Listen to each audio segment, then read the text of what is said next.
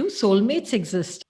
Conceptually, souls emerge out of a source in groups or monads, so you can have several soulmates. Okay. There's this confusion between soulmates and what you call as a twin flame or a twin soul, like one magical person. That's a different concept altogether. On earth,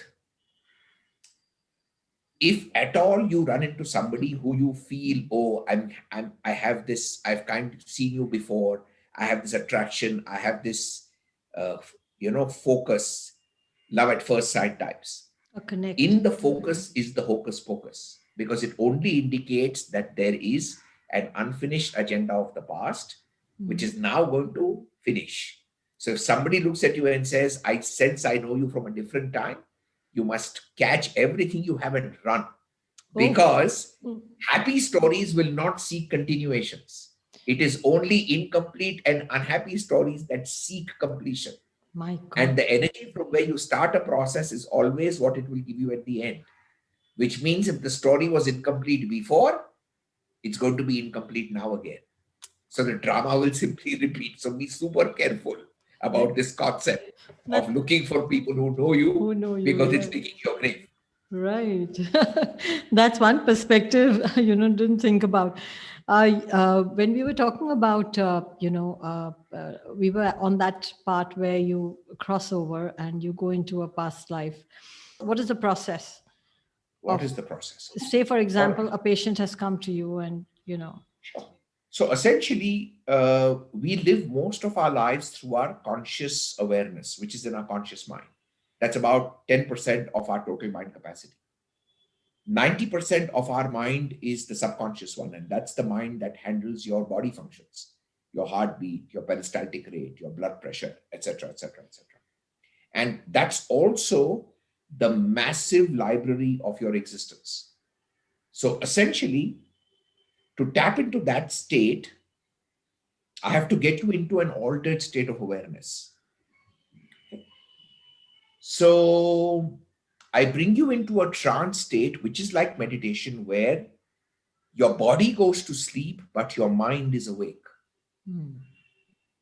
So, for example, when you meditate, if you go into a deep meditative space, you would have realized that your eyeballs roll up and you can't open your eyes, but you're awake. You're not sleeping. So this altered state is a state that's between complete sleep and being completely awake. It's a trance state in the middle. It naturally happens to everybody when we are about to wake up and we are about to go to sleep. It's that indeterminate state. That is the state that we create in a clinical setup, where we put the body to sleep, but you are very alert in the mind. And from there is how we pull out the data from the subconscious mind, which is where your past lives and all those things. One would come to you as a new person on the first session. Would it be so easy to slip into the past? Or, we never ever do that. At least I personally don't teach my students to do that. We don't use the first session to go into a past life. We normally use that session to acquaint people with what the trance state is like. So when they're getting into a hypnotic trance, how does it feel? Because they're awake, but they're not awake. It's that 50-50 state. Yeah. And it's a very deeply relaxing state, because 15 minutes of that is like 1 hour of sleep, which is why you see when people start to meditate, their requirement of sleep goes down. Right. Just to put it into perspective, hypnosis and meditation are absolutely identical in the sense that they both use the same swimming pool of the subconscious mind. The difference is, when you meditate, you're jumping into the pool from the side of the pool. When you go in for hypnosis, you're climbing up the diving board. Now, if you climb up the diving board and jump into the pool, the net result will be you will go much deeper. Absolutely. That's the difference. How would you relate a past life or reincarnation or near-death experiences of sensing energies with a mentally disturbed mind? Say, for example, someone is schizophrenic or... What is the difference between an extremely evolved sage and a schizophrenic? Let's look at that in that context. Let's say there's a sage who's meditating on Shiva, just as an example. Okay. The sage might get an apparition of Shiva, but he's aware that only he is seeing Shiva, nobody else is. That awareness is there. For a schizophrenic, that awareness is lost. Right. Okay?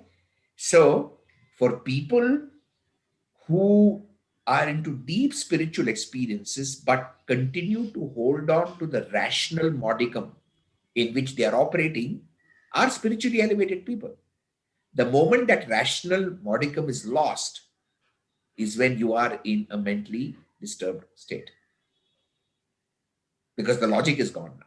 Right. So, therefore, when you do a past life regression session, a person may be schizophrenic, a person may be like me, maybe an author who can cook up stories.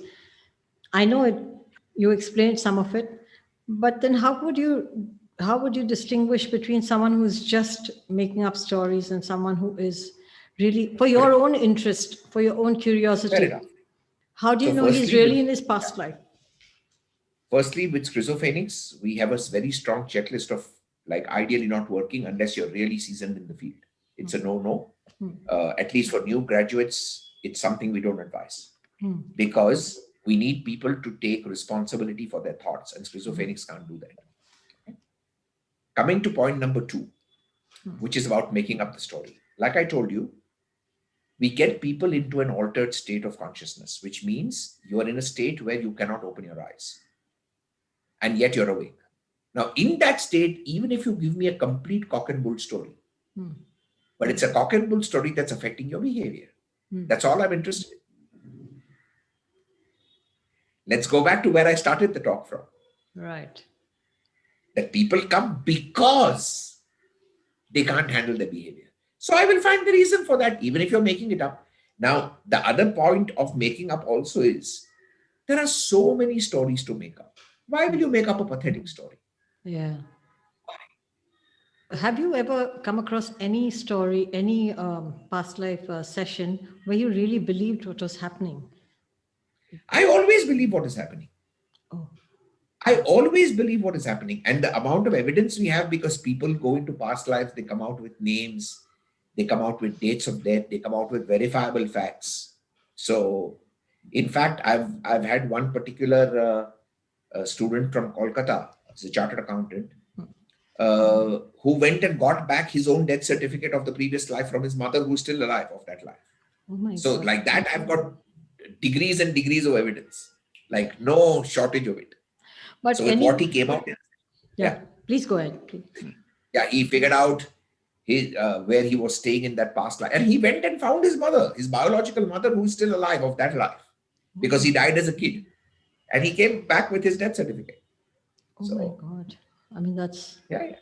so. Yes, yeah, Any instances you would like to talk about which really shook you, which really caused you to get the goosebumps? Oh no, of course there are quite a few, many in fact, but each one of them is viewed from different perspectives. Yeah. So, to be very honest, and my biggest teachers in this line have been my students and my clients. Because as they go through these sessions, and what they reveal is an enormous learning curve for me personally as well. Right. So, over these 17, 18 years that I've been doing this, the amount of gyan that has come just from the clients themselves, because they actually don't know where they're going. But when they land up going there, and when they come out with things, you get some really amazing stuff. Like, maybe I'll share one with you, which is very Please. new. There are quite a few, but this one can be shared.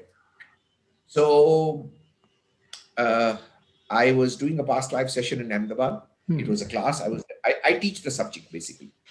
My bread and butter business is teaching the science. Okay. So I had a student who was a Gujarati girl, and I was doing a demonstration of past life for her. And we came to the death scene.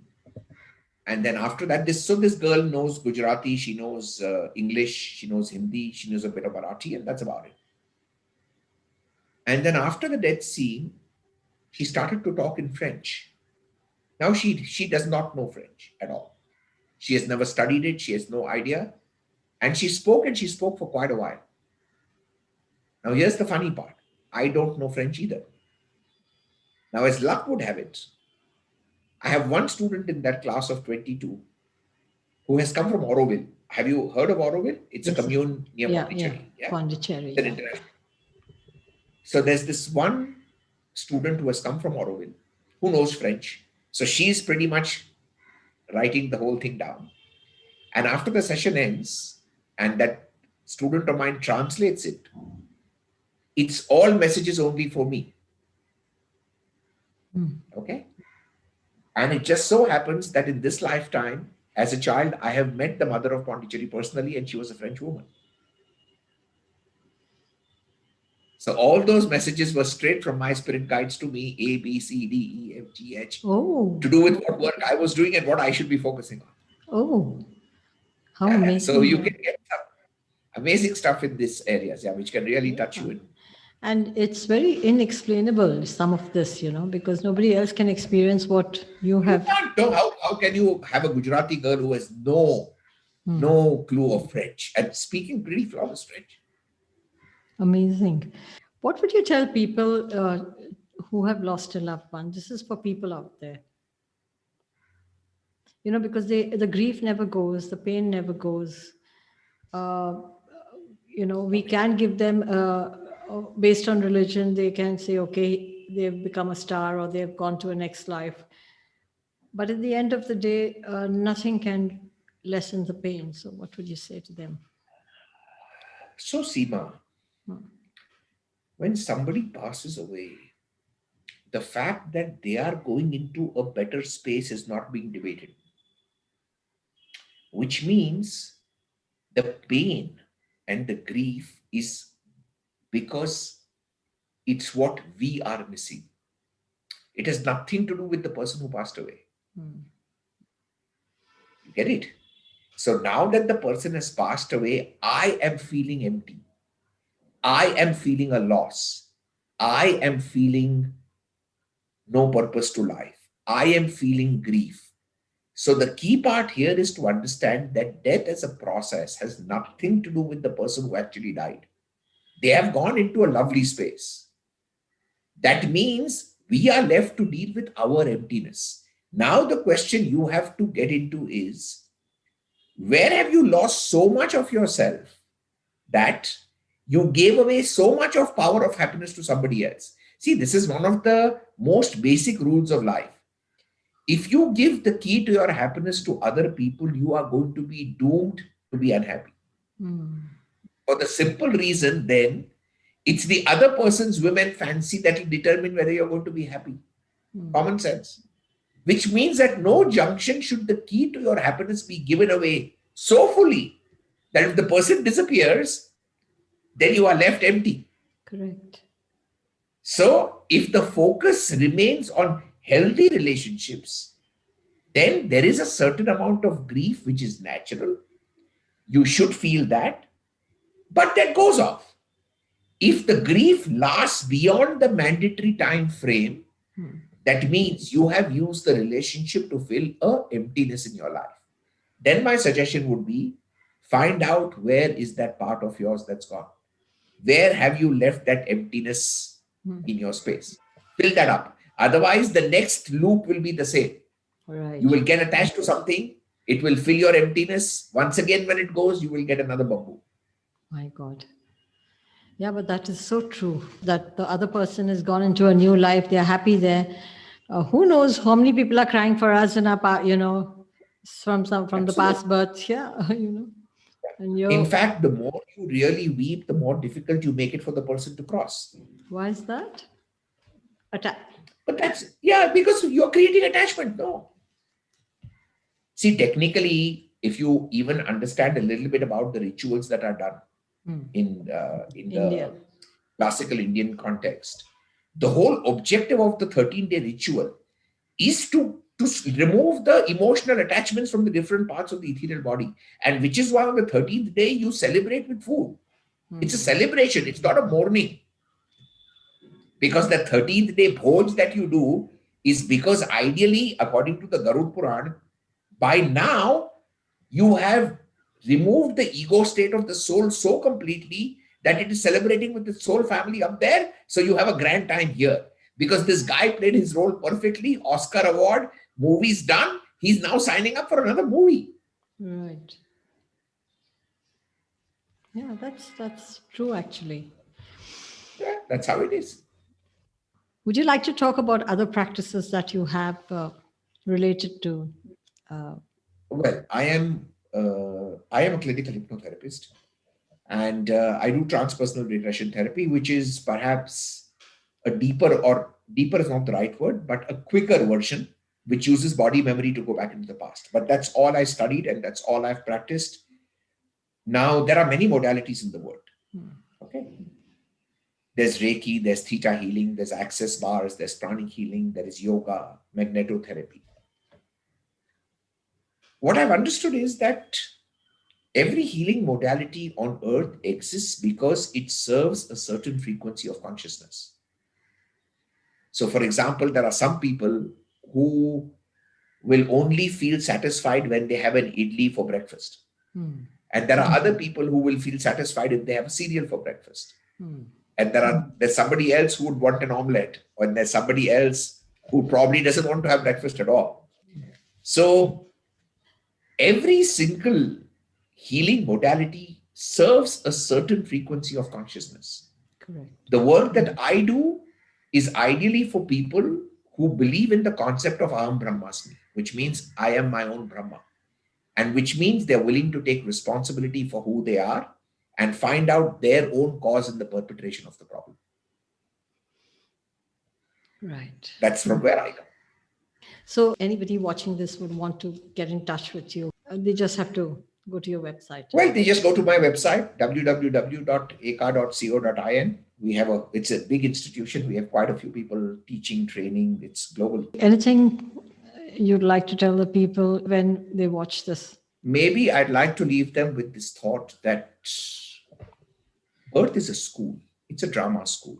And we enroll in this school when we are looking to discover, experience, and master the process of creation through emotions.